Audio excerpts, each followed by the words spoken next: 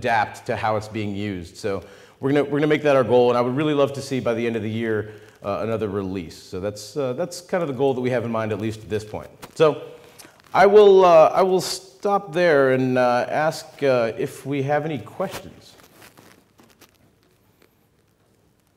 Yep.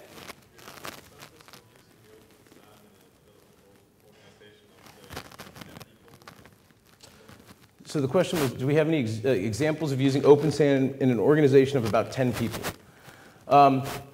So I think that, so I haven't personally worked with an organization that was of that size, of 10 people to do it, but I mean, I have some thoughts about how that would work, right? So the idea would be to focus on some of the simpler activities, right? So to focus on some of the level of activities, and to really, if you have an organization of 10 people, you're probably building one piece of software, I would imagine, right?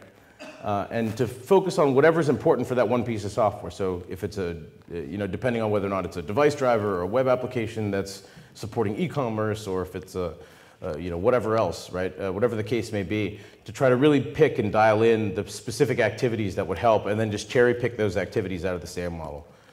Because really, with a group that's that small, you actually have the benefit of being quite a bit more agile in terms of how you would incorporate those security activities. So that would be my advice for it. Any other questions? Mm-hmm.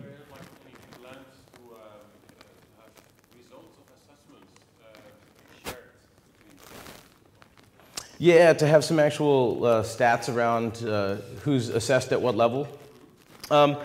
So a couple of things. So what we're trying to do right now is kind of take it in two directions. So the first direction is to try to hook up with some organizations that actually have been collecting stats. So commercial companies and things like that that have been producing stats traditionally, just to try to talk to them so that we could actually collect a little bit of metadata around what people are doing for their programs that we could then map against the model, so then we could get some data vectors that way.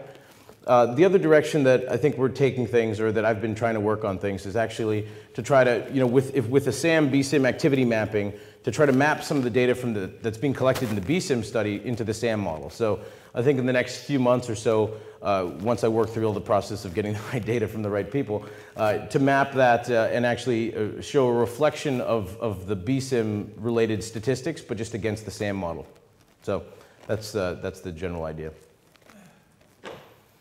And all right, I'm now told that I'm out of time. So thank you very much for your time.